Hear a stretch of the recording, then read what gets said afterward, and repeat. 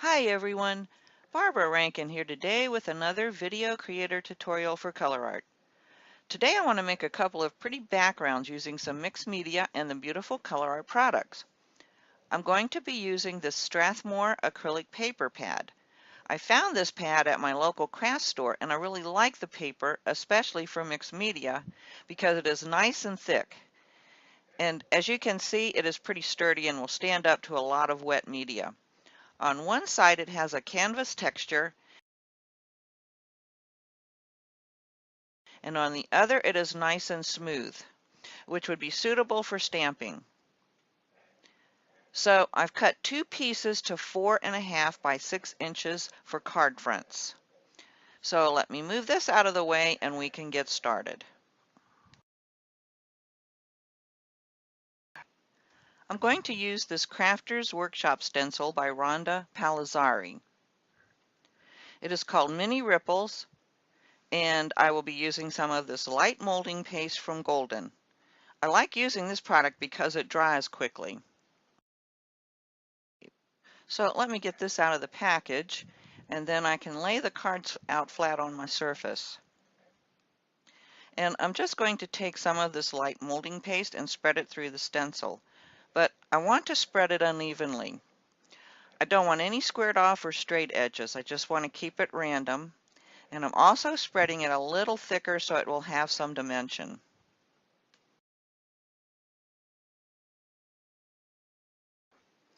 And now I'm just going to repeat the process for the other card. I'll go ahead and take that off. And I really want to add just a little more stenciling along the edges where the stencil didn't reach. But first I'm going to gently heat the paste with my heat tool, just long enough to form a skin over the paste. That way it won't be susceptible to getting smushed when I lay the stencil back over any of it. So now I can easily add a little more stenciling along those edges I missed without messing up my previous stenciling. Go ahead and do this on both pieces and then set them aside to dry completely. Be sure to clean the paste off your stencil before it dries. Okay, now for the fun. I've got my two pieces dry. I've pulled out some of my primary elements and I've got these four colors in the new shaker jars. And so I've got Sunburst, I've got Teal Zircon, I have Snapdragon, pretty purple, and Kiwi, which is a real pretty green. I know I'm going to be using Emperor's Gold, and I've got my Big Mama jar here. So I think you're going to love these new shaker jars. They are really, really awesome. So let me, I've got water off to the side here. I've got some brushes, and I've got my my spray bottle. So what I like to do is sort of spray first, and then I'm going to shake some of the color on first. I think I'll start with the Teal Zircon. And let me show you these really cool little containers. They've got this tiny little shaker, and if I lift it, lift this little rubber thing here, you see it now looks like a little pepper shaker. But the nice thing about it is these little, I don't know if you can see, these little things go down in there. Let's try and get that in.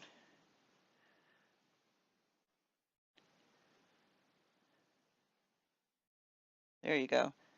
And they sort of plug up the hole and they keep that powder in there nice and neat.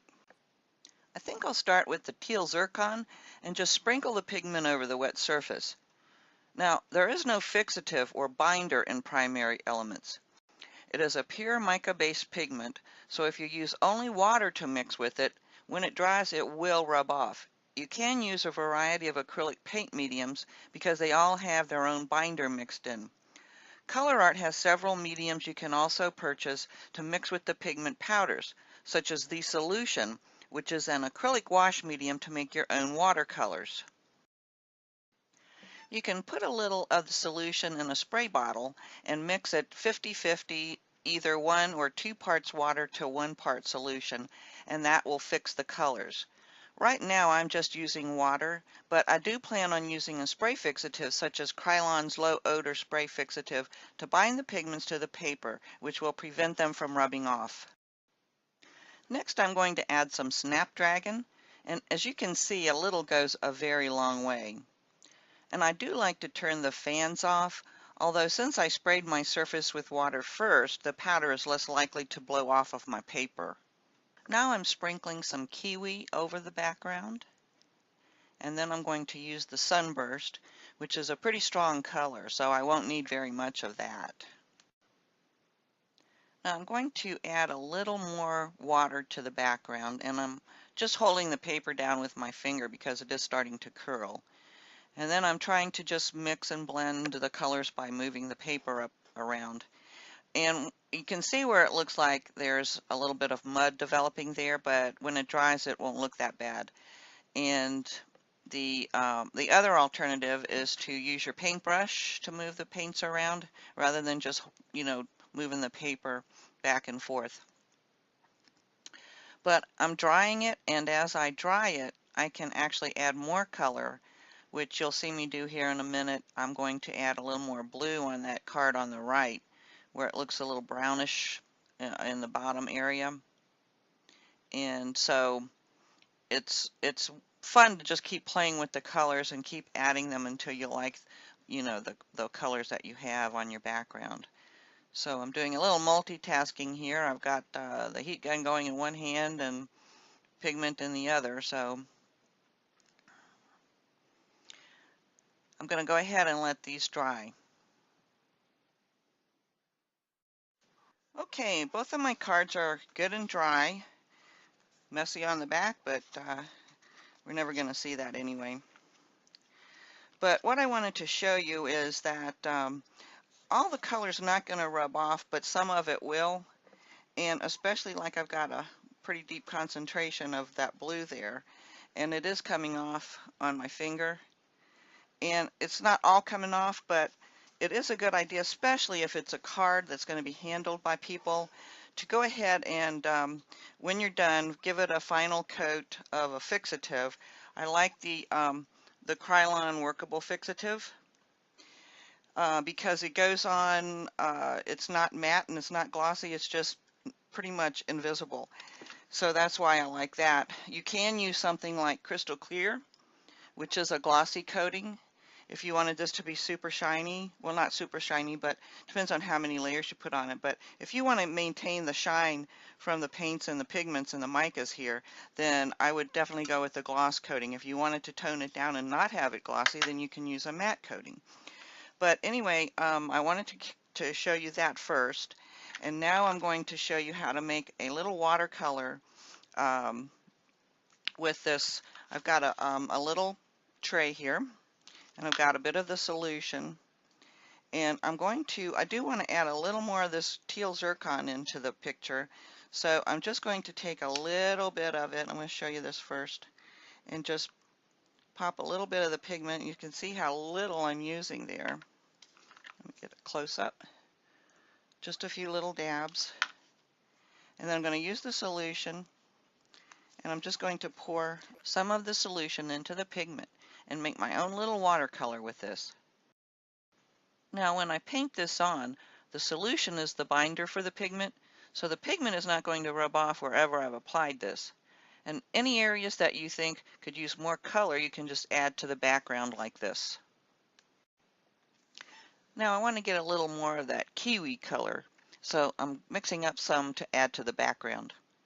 I didn't even clean my brush for this color because I don't mind if it mixes with the teal zircon. By using the brush, you have a lot more control where the color ends up, and just imagine using these to paint your drawn or stamped images for a beautiful watercolor look. I want to add the blue back in again because I've covered up pretty much of it with the kiwi. And then I'm going to dry the pieces really well before I go to the next color. Okay, my pieces are dry. I am going to rinse the green and blue color out of my brush this time because I do want to add some purple, and I don't want I want the purple to show really well this time. So I'm going to use another little cup here, sprinkle my purple in the pot, and I'll use a little bit more of the solution.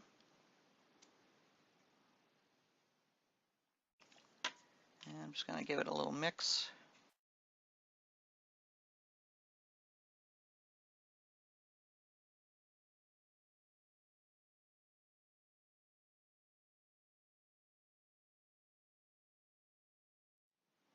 I'm going to take a little bit of water on my brush and try and spread this around just a little bit more. If it's too dark for you, you can take a baby wipe or this paper towel and kind of splotch it up a little.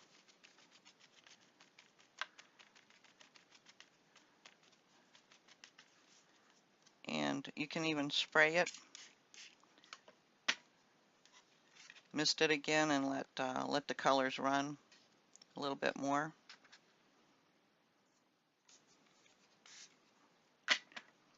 Just kind of blend out.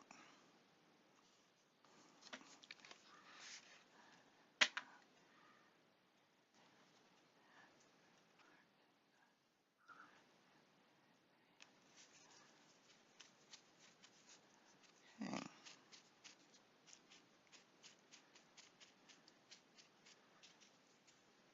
And so I think I'm going to leave this one sort of this mermaid color. It reminds me of a mermaid. And then I'm going to just dry this one. Let me move this plastic out. And I'm just going to dry this one real quick. And then we'll come back. I want to add some gold to it, and you'll see how pretty this gold looks when it's all done. Okay, both cards are good and dry again, and now what I want to do is add some highlights. And one of my favorite colors for highlighting is this Emperor's Gold Primary Elements. I've rinsed my brush first so it is clean. There are two ways to get the pigment onto the card. First, you can brush the color over the surface, but my favorite way is to pick up some of the powder on my brush and sprinkle it over the background, and then mist it with water. Since I'm only using water to mist the dry powder, they will definitely need to be sprayed with a fixative when I'm done so they won't rub off.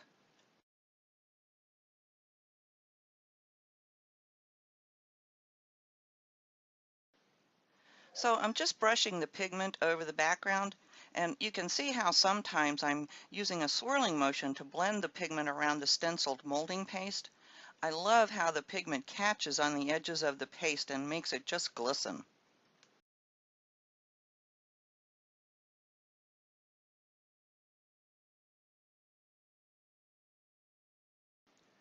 So I'm going to use one of these fine little mini mister bottles. It's just filled with water, but what I like about it is it gives just a really fine mist of water. It won't drench the background.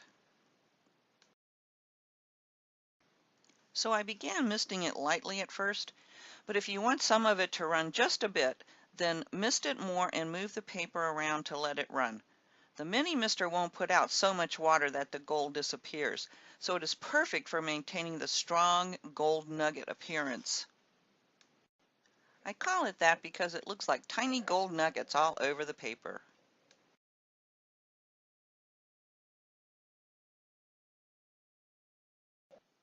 Don't be afraid to sprinkle more onto your background and mist it as needed. Just keep adding it until you like the look.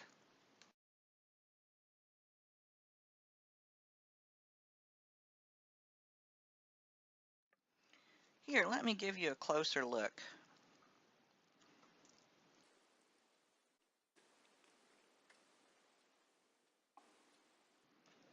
Doesn't it look like little tiny nuggets of gold laying around?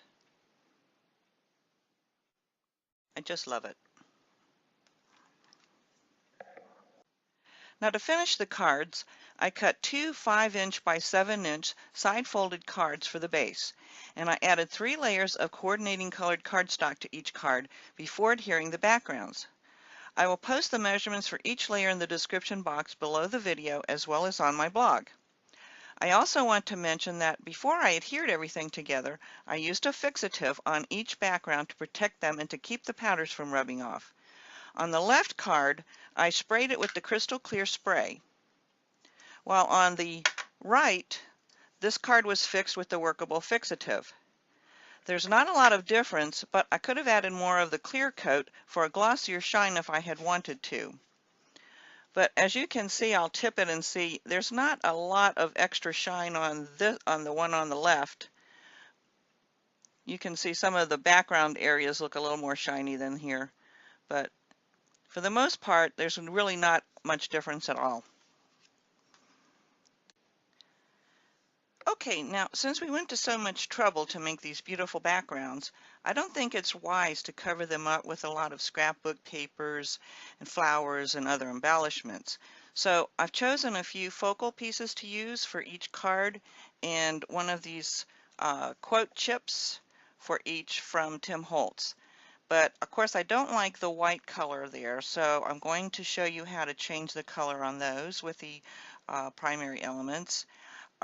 This little bird I found in my stash, it was already colored. It's just a little wooden bird, and it just happens to go. So you can still find I know you can find these in the craft store, but I had this one for a while.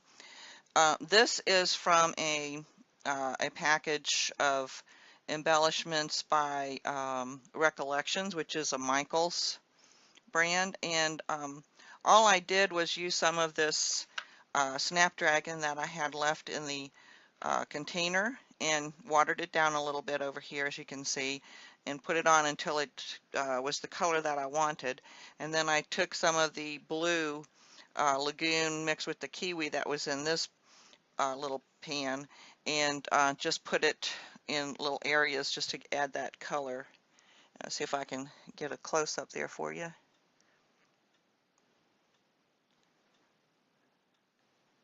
And the other thing I did, sorry, it's not focusing. There we go. The other thing I did, as you can see, is I used a gold Krylon leafing pen and went around the edge and just made sure that some of it went over the edge. So I'm going to set that aside to dry. And this is the gold leaf pen I used. These are readily available too. And the other thing I wanted to show you, this is some chipboard, just a scrap of chipboard I had from Gypsy Soul Laser Cuts, and I used my Versamark ink pad and just dabbed the ink on there, and then used this Tanzanite embossing powder from Ranger, and I went ahead and heat embossed it. But as you can see, it's a little bit duller. See if I can get a bit of a close-up for you. It's not quite the right color. So what I'm going to do, I started putting some of the dry pigment, the Snapdragon dry pigment on there, and I'm going to show you how I'm going to change that real quick. So I've got my Snapdragon primary elements out, and I'm just going to add a little bit to my mat here, and I'm just going to cover it up. And this embossing powder has some kind of, I can glue that back together. Oops. Let's see. Has some kind of texture in it, and even sparkly. And it's rough, so it's grabbing this pigment really well. But this is going to turn it back into the same purple I need. This purple is a little bit hard to match color-wise with other products. So this is going to do just what I need it to do, and I'm just going to glue that piece back. When I glue it down, I'll just glue that back on there. No problem. And let's see. Make sure I get all of it, or for the most part. Let me see if I can get a close-up of this for you.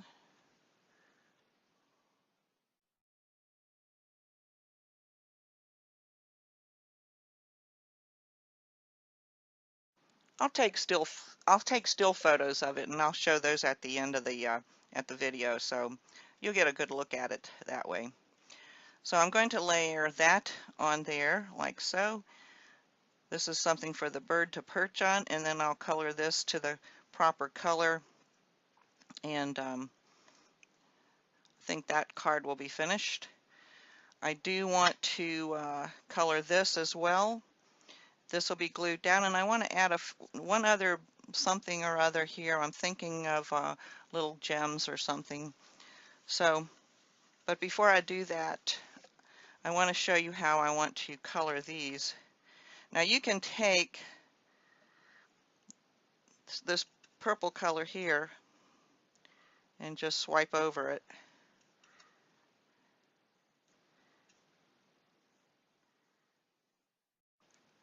We can let that dry.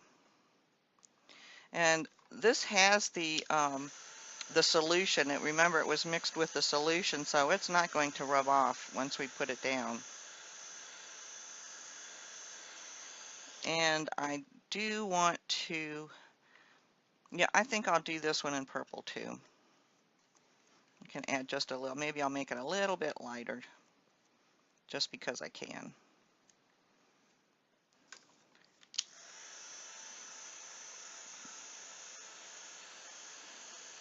And I believe I'll go ahead and edge these with the Krylon pen too. But you don't need to watch me do that, so I'll go ahead and do that off camera, and then I'll come back and hopefully I'll have something to add to this card. So here are the finished cards. I will show some still photos at the end of the video so you can get a good look at them. I did decide to add some tiny gems to the elephant card. It just needed a little something.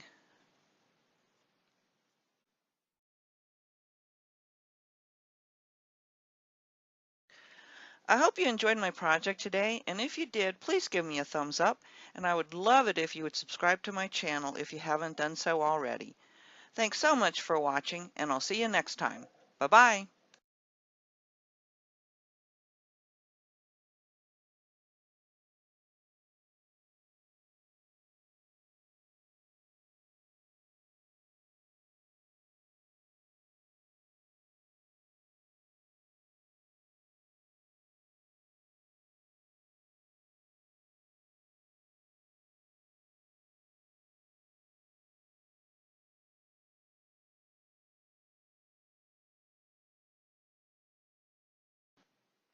Don't forget to subscribe to the ColourArte channel, and check out our social media links here. And as always, thanks for watching.